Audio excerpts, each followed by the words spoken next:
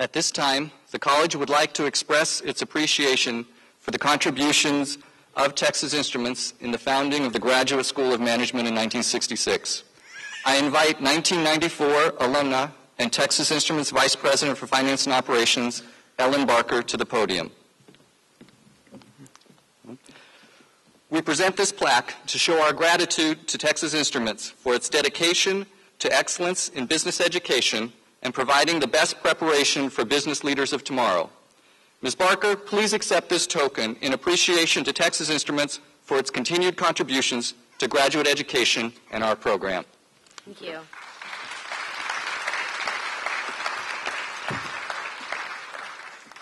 Thank you. It is my honor and my privilege to be here today. The University of Dallas and Texas Instruments have had a long-standing partnership, as you saw from the video.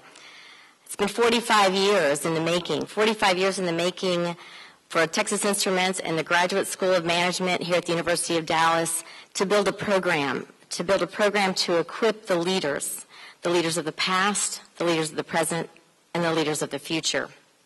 It's been about 20 years since I sat where you all are sitting today, and I reflected back about what that looked like. I was working full-time at Texas Instruments. I had a 7-month-old baby.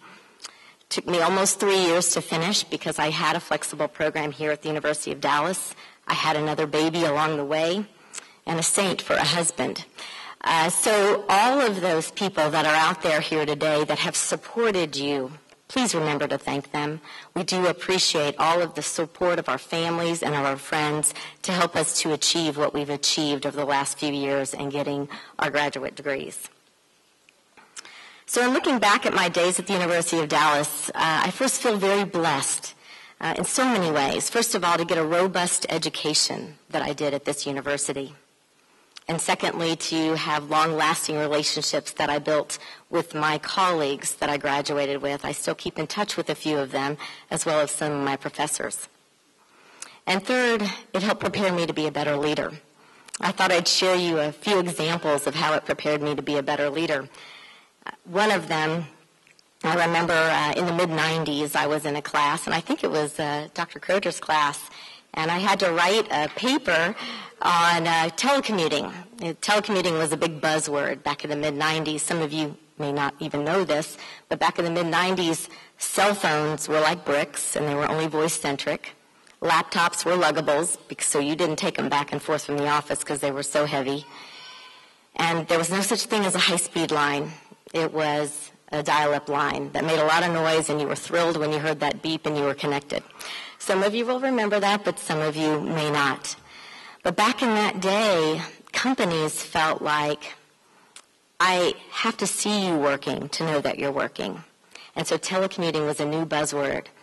And so I wrote a research paper on it, and a couple of years later, when my kids were in elementary school, I decided that I really wanted to be home with them in the afternoon.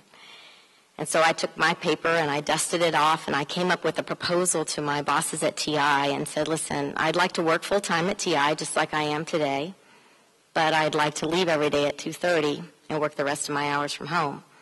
And they said, well, we don't do that at TI. And I said, I know we don't.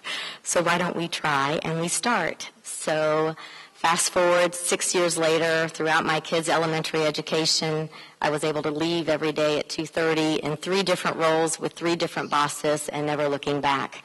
And now some of my friends today say that I pioneered that at TI. But it really was the base of education that I got here that helped me to really go into them and ask and take a risk and have them take a risk on me. The second example I'd like to share with you on how the University of Dallas prepared me to be a leader is in Bruce Evans' class, my capstone class. I was presenting and spending a lot of time communicating with our capstone partner and the company. It was Whitmore.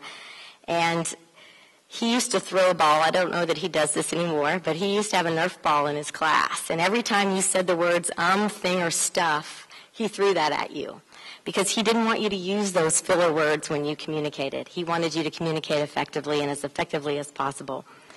And that has really helped prepare me. I've told you that at the end, so you now can't count how many times I have already probably said thing or stuff.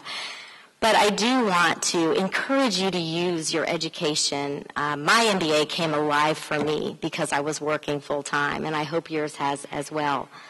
And I'd leave you one final thought. I believe that our God has given us ordinary people a gift, and that's the gift to be extraordinary and to achieve extraordinary goals.